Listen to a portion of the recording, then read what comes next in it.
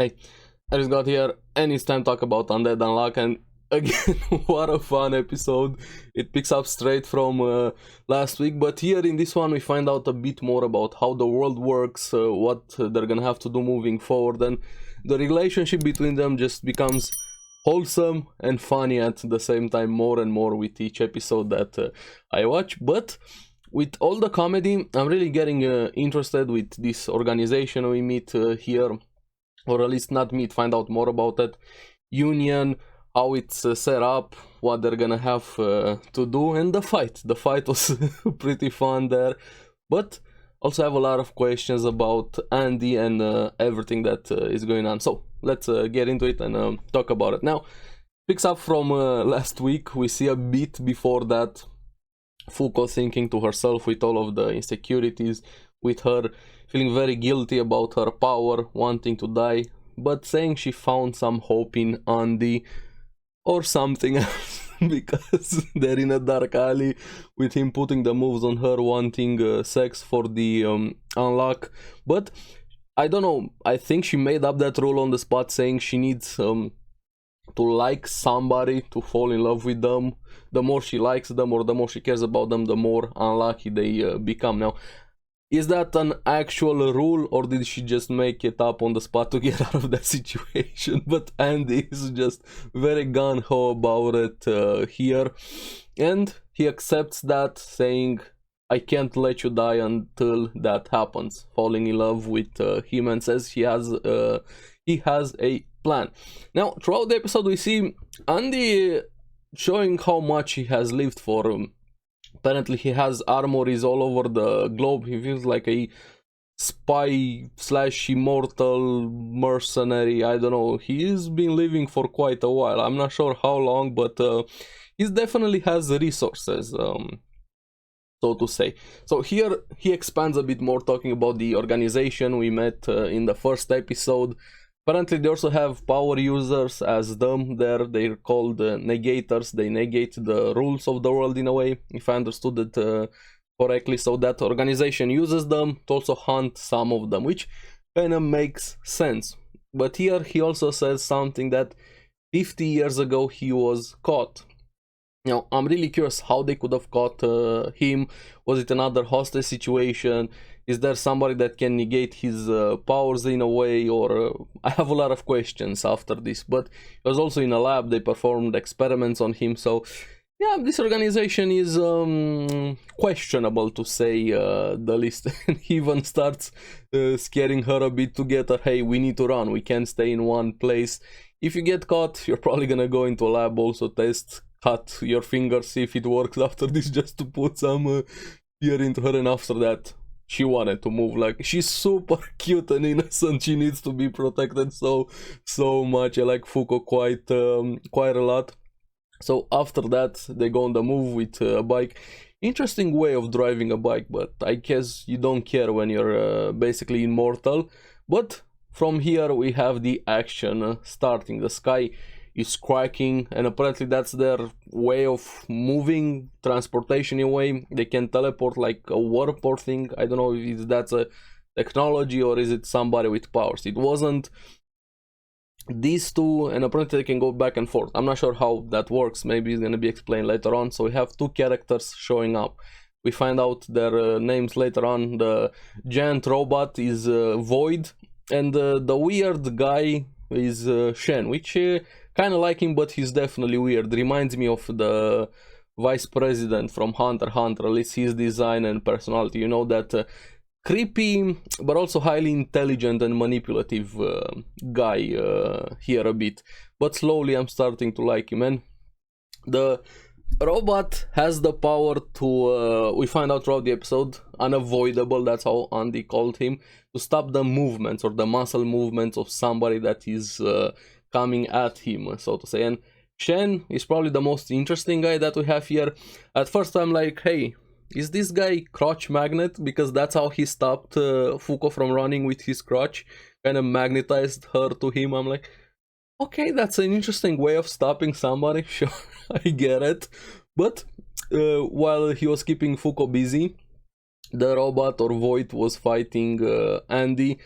and he can hit very, very hard. But at first, like, hey, is this a sentient robot? Is it part of the power system? He said a line later on that was a suit made by an old man, so they have a scientist in a way, so he wasn't an actual robot, just the suit was there. And he has an interesting way of fighting, and I really like it because it turned into a slugfest versus him and the robot. And it looks so good, just the punches, the regen, the everything. Imagine having the balls to slugfest a robot when you're a human. In a way, yes, an immortal humans, but apparently he still feels the pain, everything, he still feels the pain there, but he was still going at it. Now, what I liked was Fuko. She was kind of the voice of reason in a way, while she was talking to Shen, and like, okay, so this works like this, so why aren't you hunted by the organization then, if you're like us? And I really like that Shen was so forthcoming in a way. Apparently there are 10 members in the union, or there are 10 seats at the union, where negators also work for the union, but they aren't hunted. So if you can get a spot in, you have to do the missions, work for them, but you're off the wanted list here. And Fuko says, why not become members? But apparently all of the seats are taken, and Andy has a brilliant idea. Let's join. Just kill the two of us in front, and yeah, 2 empty seats, why not? Which is a very good good plan. He even saves Fuko, hugs her, even putting the moves again on her after that. But from here we have an interesting development, so to say. She touches his chest for unlock a bit, and then a truck comes crashing in, exploding, took both of the Shen and Void, both of them by surprise. And here we see they can negate either their rules or the rules of others, referring also to Shen, trying to discover how his power works here, and shows Andy's experience, so to say. I really like that, how he's not just this muscle head just slamming his body against a problem. He also has this battle experience, battle mind, so to say, thinking about it, shows how much he has lived, so to say, everything he has been through. Quite an interesting character, to say the least, and fits perfectly with Fuko. He figures out Void's power, calling him unavoidable here.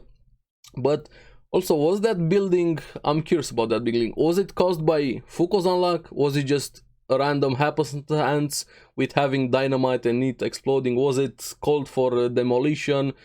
Did they set up the organization? I'm not sure, but the building explodes, they're full of dynamite, and here reveal that Void is a suit, the robot is a suit. And he gets baited by a hand. We reveal that Andy's powers allows him to, a body part of him lasts for 30 seconds while it's detached, and he can also shoot, I don't know, parts of him like bullets, so that guy died to a finger gun. Yusuke Urameshi would be jealous. That was a fun way of using his powers. That's probably my favorite thing in the show, the ingenuity of the powers and how they work, especially with Andy. I said at first episode, having regen is very broken from the start, but having the mind to use it in the way he does is quite brilliant here. And of course the relationship between Fuko and Andy is quite fun. But here we have Shen, being a very interesting character. He's able to change Andy's intention. He wanted to hit him on the right side, but makes him hit him on the left side, and even able to stop his leg there. And Fuko in the background trying to get the katana to him. Andy assumes that Shen can make opposite happens or negate. I'm not sure how his power works. He doesn't fully say it. It's a key point. Don't tell your power how it works here, there. But Andy gets the katana from Fuko, and I'm like, okay, this is gonna be here, but I'm sure something is gonna happen, because Andy goes for it, but he hesitates just a bit, and this allows Shen to stop him. And I'm like, okay, this guy, there's a lot more to his power. I'm like, can he affect the intention, the subconscious, how exactly does his power work, because he was able to do that. Of course, he doesn't give it away, which makes it even more interesting there. So yeah, Shen is quite an interesting character. So the fight, I don't think Andy could have won there, especially with Fuko being she joined, kind of put her in another hostage situation. He chastises her a bit, but she's so cute, she needs to be protected. But he's a very, very big man, Andy, so to say. But he decides, hey, I'm gonna let Fuko join, it's okay, I'm gonna go in the lab, whatever, capture me, and showing how far he's willing to go for her. I'm gonna come, even if you become old, doesn't matter what, I'm gonna be there, I'm gonna find you anyway. And this also kind of pushes Fuko to do the same thing in a way. Of course, she decides to strip and yes, let's fuck right here. Or the way she put it, let's do ecchi things, very flustered there, trying her best. I really liked that, how finally having a reason to live, finally somebody that cared for her, doesn't matter the motivations, whatever, but shows how much her power kind of changed her life for the worst in a way here. And yeah, I really like the relationship and dynamics between the two main characters quite a lot. But thanks to that, they kind of give Shen, he starts liking them, didn't want to split them up, and gives them an idea and a plan. You can both join if you kill another member. Now, Void is dead. He says there's gonna be another one in like 3 days in Russia. There, go after him, kill him, and then you can join, and we go from there.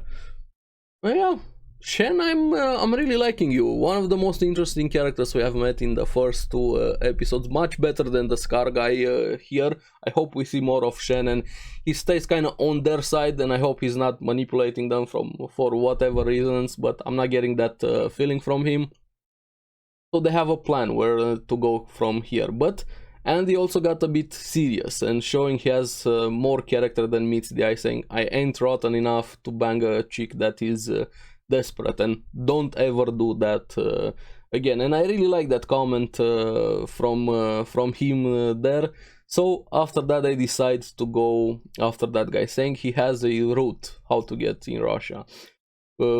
Drive first, take a boat, then a plane, then meet some more the war buddies, and then go kill that guy.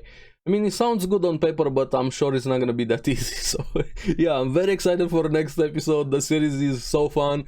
I like the characters, I like the world, I like this union organization that we have here. I have a lot of questions, and it definitely has piqued my my interest. So I hope more people are gonna watch. Undead Unluck is so fun. So if you have read the source material, let me know how the first 2 episodes are right now in the comments down below. And if you're anime only, do the same. Are you having fun with the series? I hope you guys try it. I haven't read the source material, I'm anime only with you guys also. So Andy and Fuko are very fun. One of the most fun duo characters that I've saw in anime. So 2 episodes in, I'm liking it quite a lot. So as always, thank you very much for watching. Remember to like and subscribe, helps me quite a lot, and you guys get the latest videos on the series that I follow. So keep enjoying Undead Unluck. Make sure to check out the podcast, because anime in description. I'm gonna see you again on the next one. Bye bye.